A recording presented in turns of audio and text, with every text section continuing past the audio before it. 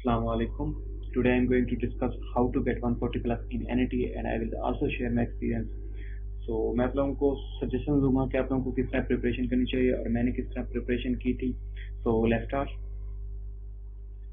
तो सबसे पहले मैं आप लोगों को मार्क पेरिस के बारे में बता देना चाहता हूँ. although we have done with it, लेकिन जो न्यू स्टूडेंट्स हैं उनके लिए एक छोटा सा रिव्यू ले लेते हैं. तो नास्ता आपके मैट्रिक के मार्क्स में से 10% लेती है और 15% आपके एफएससी पार्ट 1 के मार्क्स में लेती है. In case if you are a repeater then both parts will be considered in merit calculation और एग्रीगेट कैलकुलेशन. और उसके बाद नास्ट अपने एंट्रेंस टेस्ट एनईटी का 75% लेती है. तो नास्टी सिर्फ वाइज यूनिवर्सिटी है जो स्टूडेंट्स को 3 चांस देती है एक साल में. और सबसे पहले नास्ट का ही एंट्री टेस्ट कंडक्ट होता है जो दिसंबर में होता है. उसके बाद नास्ट के एंट्रेंस टेस्ट में 200 क्वेश्चन होते हैं और एक क्वेश्चन का 1 मार्क होता है. टाइम अलाउड 3 आवर्स होता है और नेगेटिव मार्किंग नहीं होती. तो सबसे पहले मैं आप लोगों के साथ अपना एक्सपीरियंस शेयर करने वाला हूं और मेरे एफएससी और मैट्रिक में मार्क्स कितने थे और मैंने किन किन यूनिवर्सिटीज़ के टेस्ट दिए और मेरी कहाँ कहाँ सिलेक्शन हुई थी. तो मेरे मैट्रिक में मार्क्स थे 94%. और ये एक अमूमन सी बात है कि जब लोग मैट्रिक से एफएससी में जाते हैं तो उनकी परसेंटेज लो होती है. ऑल्दो कुछ लोग होते हैं कि जो अपनी परसेंटेज मेंटेन रखते हैं और कुछ लोग इम्प्रूव भी कर जाते हैं, लेकिन मेरी कुछ फैक्टर्स की वजह से लो हो गई थी. तो मेरी एफएससी पार्ट 1 में जो परसेंटेज थी वो 81.7% थी. उसके बाद एनटी टेस्ट की बात करते हैं. तो सबसे पहले एनईटी की बात करते हैं. मैंने लास्ट के तीनों एनईटी अटैम्प्ट किए थे और जो फर्स्ट एनईटी है वो मैंने दिसंबर में अटैम्प्ट किया था, जो कि दिसंबर में ही होता है. तो सबसे पहले नास्टी अपना एंट्री टेस्ट कंडक्ट करवाती है तमाम यूनिवर्सिटीज़ से.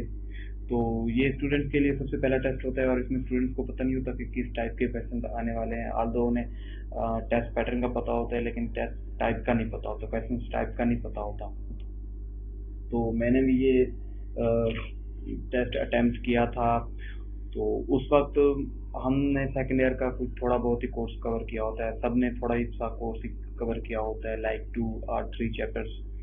तो मेरे फर्स्ट एनईटी में 108 मार्क्स आए थे. इसके बाद मुझे ये पता चल गया था कि किस टाइप के क्वेश्चन आते हैं और मुझे किस तरह प्रिपरेशन करनी चाहिए ताकि मैं अगले क्वेश्चन में मार्क्स इम्प्रूव कर सकूं. तो इसके बाद मुझे कुछ शार्ट ट्रिक्स भी पता चल गई और थोड़ी बहुत सजेशन भी मिलने लग गई सीनियर से कि किस तरह प्रिपरेशन करनी है. इसके बाद आ जाता है आपका एनईटी 2 जो कि मार्च एंड अप्रैल में कंडक्ट होता है. तो उस वक्त आपके और जो बोर्ड्स के पेपर होते हैं वो भी आपके सर पे होते हैं और साथ साथ एनईटी की तैयारी भी करनी होती है. जो लोग मतलब एनईटी 2 अटैम्प्ट करना चाहते हैं वो लोग, ज़्यादातर लोगों का फोकस उनके एग्ज़ाम्स की तैयारी पे होता है, तो वो लोग एनईटी 2 की तैयारी सही तरह नहीं कर पाते. लेकिन खैर मैंने तैयारी थोड़ी बहुत की थी और एग्ज़ाम्स की भी तैयारी करनी थी साथ साथ. तो एनईटी 2 की थोड़ी बहुत तैयारी की थी और मैंने अटैम्प्ट भी किया था. तो उसमें मेरे आए थे 116. तो मेरे 8 मार्क्स इम्प्रूव हुए थे. और उसके बाद जब एग्ज़ाम हो जाते हैं जो आपका एनईटी 3 है वो जून और ज़्यादातर मोस्ट लाइकली जुलाई में ही कंडक्ट होता है. तो उसके एग्ज़ाम के बाद आपके पास तकरीबन 1-1.5 मंथ होता है तैयारी करने का. तो मैं ये रेकमेंड नहीं करूँगा कि आप किसी एकेडमी को ज्वाइन करो, क्योंकि मैंने एकेडमी ज्वाइन की थी लेकिन मुझे ये लगता है कि मुझे उसका कोई ख़ास ज़्यादा फ़ायदा नहीं हुआ था. बेसिकली आपके एफएससी के कंसेप्ट ज़्यादा यूज़ होते हैं. अगर आपको लगता है कि आपके अपने कंसेप्ट पे ग्रिप है, आप क्वेश्चन को कवर कर सकते हो, सारे टॉपिक कर सकते हो, आप घर बैठ के भी तैयारी कर सकते हो और आप एनईटी क्लियर कर सकते हो. हाँ, और अगर आपको लगता है कि आपसे घर बैठ के नहीं होता या आप बाहर के माहौल में ज़्यादा एकेडमी में जाके पढ़ना चाहते हो तो आप एकेडमी ज्वाइन कर लो. तो उसके बाद मैंने फिर किप्स की एक एकेडमी ज्वाइन की थी. तो मुझे उसका खास मुझे नहीं लगता कि मुझे फ़ायदा हुआ हो. बेसिकली जब मैं एनईटी 3 अटैम्प्ट किया था तो उस वक्त मैं इतना ज़्यादा नर्वस नहीं था जितना मैं पहले 2 टेस्ट में था. एक अंदर से आवाज़ आती है ना कि आप इस बार टेस्ट कर लोगे, तो मुझे उस बार ऐसे ही लगा था और मैंने आधा घंटा टेस्ट पहले ही कर लिया था. तो एनईटी 3 में मेरे आए थे 144. और अब मैं बीएससीएस का स्टूडेंट हूँ नर्स में. तो जब मैं NAT 3 की तैयारी कर रहा था तो जो आपका मैथ होता है और फिजिक्स होता है, ये दोनों बेसिक पोर्शन होते हैं NAT के, जो कलेक्टिवली 140 MCQs के होते हैं। जब मैं मैथ की प्रिपरेशन कर रहा था तो मैं जब बुक पढ़ता था या बुक रीडिंग करता था या बुक पे जो कंसेप्ट होते थे वो क्लियर कर रहा होता था, तो मैं एक ना साथ साथ अपने नोट्स बनाता चला जाता था कि मैं शॉर्ट फार्मूलाज थे वो उधर लिख लेता था। और फिर जब एक बार मेरा कंसेप्ट क्लियर हो जाता था तो मैं किसी भी एकेडमी के मतलब टिप्स के या कोई और नोट्स पकड़ के उस पर प्रैक्टिस करता था कि मतलब मेरा कंसेप्ट कहाँ तक क्लियर हुआ है। और इसी तरह जो आपकी फिजिक्स होती है वो बेसिकली आपने बुक रीडिंग ज़्यादा करनी होती है, क्योंकि जो फिजिक्स का जो MCQ रेशियो होती है वो ये होती है कि 60 में से 20 to 25 जो होते हैं वो न्यूमेरिकल होते हैं और बाकी बुक की स्टेटमेंट्स होती हैं।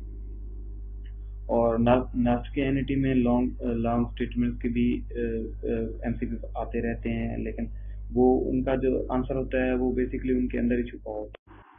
तो NAT में कई बार ऐसा होता है कि आपका जो MCQ का आंसर निकलता है वो नीचे दिए गए 4 जो ऑप्शंस होते हैं वो उनसे रिलेट नहीं कर रहा होता या एग्जैक्ट मैच नहीं कर रहा होता। तो इस केस में आपने ना सबसे ज़्यादा क्लोजली रिलेट करने वाला ऑप्शन फाइंड करके उसको सिलेक्ट करना होता है। तो मैं किसी मतलब एकेडमी की नोट्स प्रेफर नहीं करूँगा, क्योंकि मेरा जो मतलब मेरी जो रिकमेंडेशन है और जो नास्ट भी यही मेंशन करता है कि जो आपका जो टेस्ट होता है वो FSC की टेक्स्ट बुक से ही आता है। तो आप FSC टेक्स्ट बुक पर ज़्यादा फोकस करें और बेसिकली आपके जो कंसेप्ट ज़्यादा यूज़ होते हैं वो आपके FSC के कंसेप्ट होते हैं। फिजिक्स के बाद आ जाता है आपका केमिस्ट्री का पोर्शन, जो कि रिलेटिवली आसान होता है और ज़्यादातर बुक रीडिंग ही होती है। तो केमिस्ट्री में न्यूमेरिकल टाइप के क्वेश्चन बहुत कम ही आते हैं। तो कुछ लोग ऐसे भी होते हैं जो 30/30 भी ले जाते हैं। मेरे खुद के NAT 3 में 28/30 थे।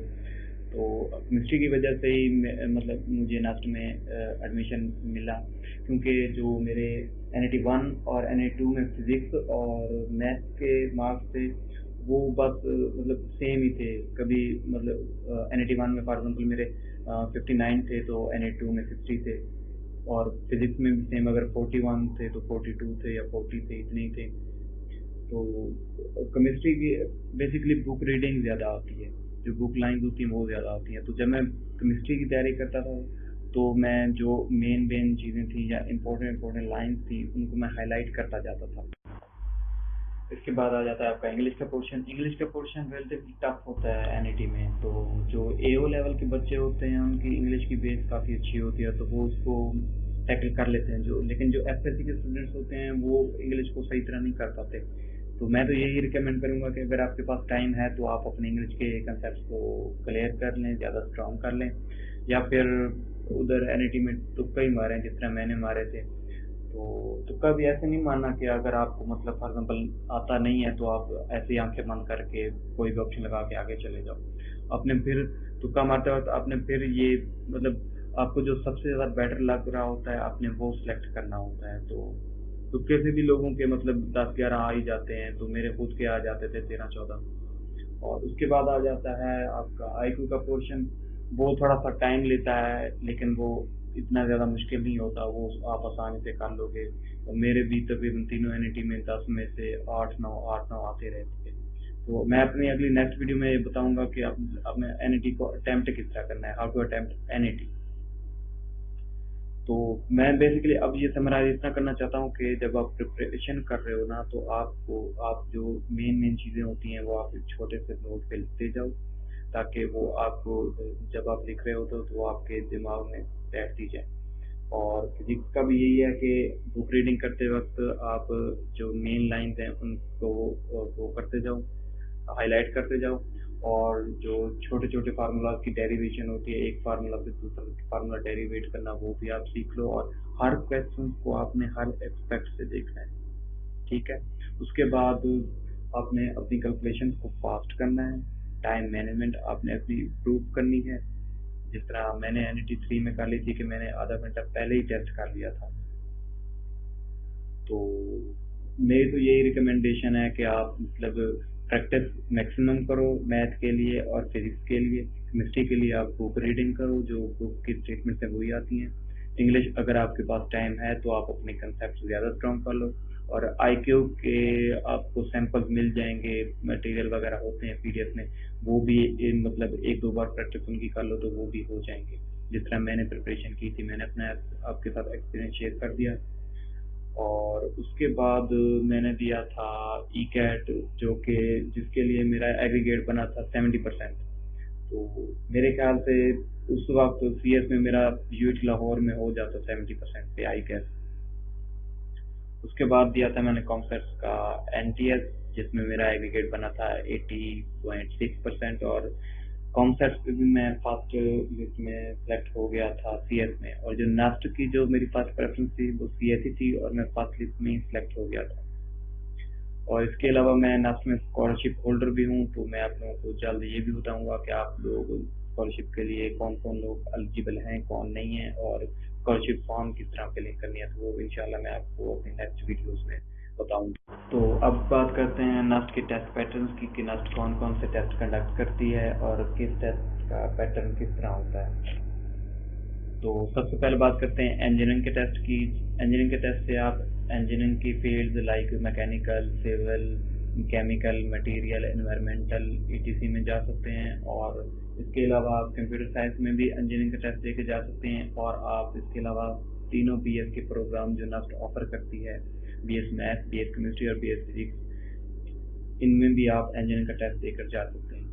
तो इंजीनियरिंग का जो टेस्ट का पैटर्न होता है उसमें बेसिकली मैं पहले बता चुका हूँ कि 80 एमसीक्यूज आपके मैथ के होते हैं, फिजिक्स के 60 एमसीक्यूज होते हैं, केमिस्ट्री के 30 एमसीक्यूज होते हैं, और आपकी जो इंग्लिश होती है वो 20 एमसीक्यूज पर कंसिस्ट होती है, और आईक्यू आपका होता है 10 एमसीक्यूज का।